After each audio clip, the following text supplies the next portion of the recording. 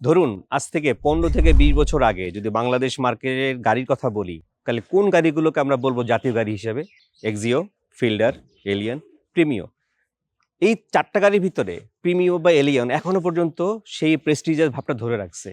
So আজকে আমরা আপনাদের জন্য নিয়ে আসছি এরকম একটা গাড়ি, টয়োটা এলিয়ন প্রিমিও ২০২০ মডেলের।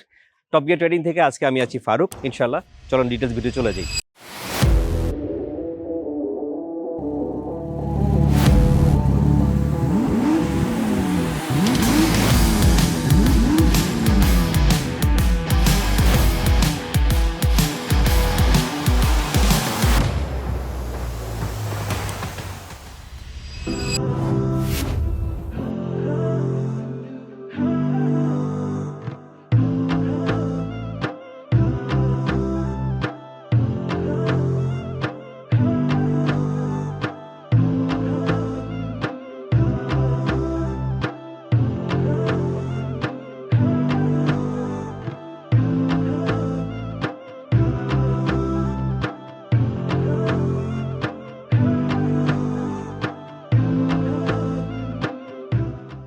আমাদের এখানে যে গাড়িটা দেখতে পাচ্ছেন এটা টয়োটা প্রিমিও ২০২০ মডেল এবং এফএল প্যাকেজের।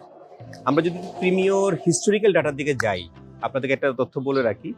1996-এ ফার্স্ট টয়োটা প্রিমিও শব্দটা ওরা ইউজ করে একটা মডেলের সাথে, যেটা ছিল করোনা প্রিমিও। তো ২০০১ সালে এসে অফিসিয়ালি তারা শুধু প্রিমিও গাড়িটাকে লঞ্চ করে, যেটা ছিল ফার্স্ট জেনারেশন প্রিমিও। এবং তখন তারা করোনা এবং করোনা প্রিমিওকে রিপ্লেস করে ওরা প্রিমিও গাড়িটা লঞ্চ করে। আপনাদের সামনে যে গাড়িটা দেখতে পাচ্ছেন এটা হচ্ছে সেকেন্ড জেনারেশন ফেস লিফটেড কার।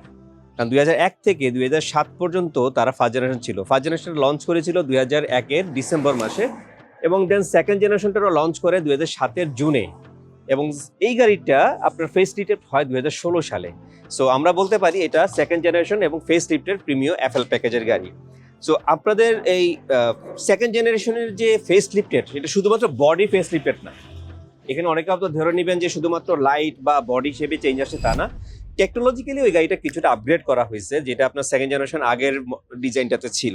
লাইক আপনার যদি আমরা বলি, এখানে প্রজেকশন হেডলাইট যেটা আগে ছিল না, ডিআরএল লাইট এটাও আগে ছিল না, ফ্রন্ট গ্রিল এটা অনেকটা আপনার একটু এক্সোটিক লুক দেওয়ার জন্য কাজটা করা হয়েছে।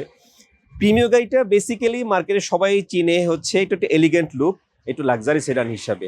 সো ওই লুকটা কি সাথে একটু এক্সোটিক একটা লুকের সংমিশ্রণ বলা যায় যে আমার বর্তমানে যে ফ্রন্ট ফেস লিফটটা, এখানে আপনি নিচে দেখবেন ক্রমের ইউজ করা হয়েছে, ফগ লাইটের প্রভিশনিং, এবং আপনার পজিশন হেডলাইট ডিআরএল যে লুকের কার্নিশটা দেখানো হয়েছে এটা খুবই চমৎকার। তো আপনার একটু স্টাইল এবং লাক্সারি দুইটা সংমিশ্রণ বলবো আমরা বর্তমানে এই ফেস লিফটের অপশনটাতে। সেকেন্ড জেনারেশন এই গাড়িটা যখন ফেস লিফট করা হয়, তখন এই গাড়িটার সাথে কিছু জিনিস টেকনিক্যাল আসপেক্টেও ভালো ইমপ্রুভ করা হয়েছে। এটা ক্যামশেফট এবং ভালপ্রিন্ট সিস্টেমটা বেশ আপগ্রেডেড, এখানকার ইসিউটা বেশ ইমপ্রুভ হয়েছে, প্লাস এর সাথে ফুয়েল এফিসিয়েন্সি অ্যাড হয়েছে। সবচেয়ে বড় কথা হচ্ছে এই গাড়িটার সিভিটি ক্যালিব্রেশন সিস্টেমের নিউ মডেলটা আরও অপটিমাইজড, স্মুদার এবং মোর এফিসিয়েন্ট পাওয়ার ডেলিভারি করে। আর steering assistant vehicle stability control বলে একটা জিনিস এখানে অ্যাড করা হয়েছে, যেটা আপনার এই সেকেন্ড জেনারেশন আগের মডেলটাতে ছিল না। এই গাড়িটার জনপ্রিয়তার পিছনে একটা বড় রিজন হচ্ছে এটার ভিতরে কমফোর্ট।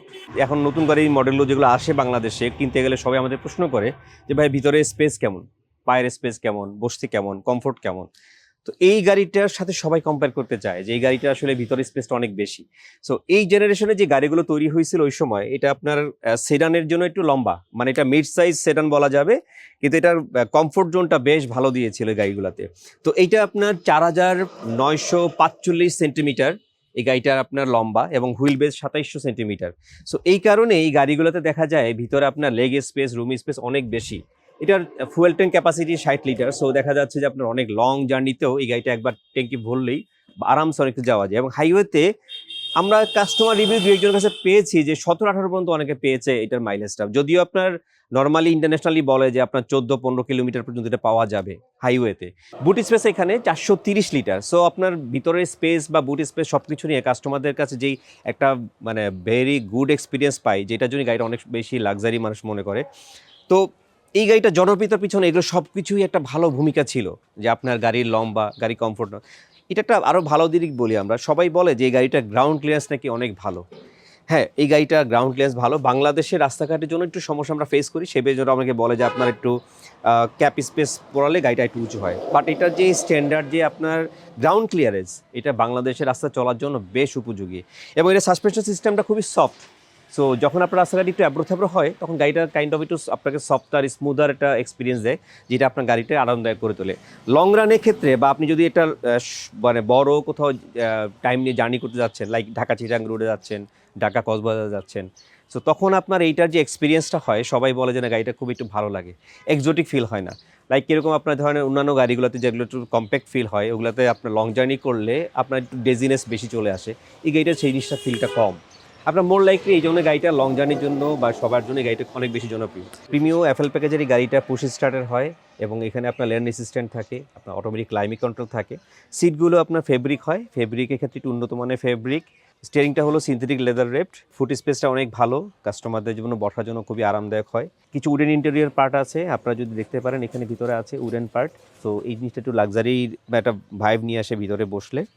প্রিমিও গাড়িটাতে বুট স্পেস 430 লিটার। সো পিছনে আপনার যথেষ্ট পরিমাণ জায়গা আছে আপনার লাগেজ ক্যাপাসিটির জন্য।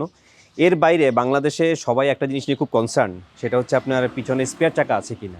এই গাড়িটাতে আপনার স্পেয়ার চাকা আসে, যেহেতু নতুন মডার্ন গাড়িগুলোতে স্পেয়ার চাকার অপশনটা ছিল না, এই গাড়িটাতে এখনও রয়ে গেছে এবং আমাদের এই গাড়িটাতে পাবেন। এবং স্পেয়ার চাকার যেটা দেখতেছি আমরা, এটা আসলে টোটালি আনইউজড, একদমই হয়নি, একদম ফ্রেশ কন্ডিশনে আছে। সো গাড়িটা যেহেতু আপনার জাপানেও আসলে কম ইউজ হয়েছে, আপনারা অলমোস্ট ব্র্যান্ড নিউ একটা ফ্লেভার পাবেন এই গাড়িটাতে। তো আজকে আমাদের এই শর্ট ভিডিও এখানেই শেষ হচ্ছে। আপনাদের মতামত, কমেন্ট আমাদের জন্য খুবই মূল্যবান। সো আপনারা জানান যে আমাদের এই ধরনের রিভিউগুলোতে আর কী কী জিনিস অ্যাড করা যেতে পারে বা আরও কী কী ধরনের ডাটা আপনারা চান, কোন গাড়ি নিয়ে চান। সো আপনাদের রিকোয়ারমেন্ট অনুযায়ী আরও ডিটেলস নিয়ে আপনাদের সামনে হাজির হব আমি ইনশাআল্লাহ সামনে। আর এই গাড়িটা যদি আপনারা বুক করতে চান, আমাদের স্ক্রিনে দেখানো নাম্বারে কন্ট্যাক্ট করতে পারেন অথবা আমাদের অফিস ভিজিট করতে পারেন। ইনশাআল্লাহ নেক্সট দেখা হবে অন্য কোনো ভিডিওতে, অন্য কোনো সময়। আসসালামু আলাইকুম।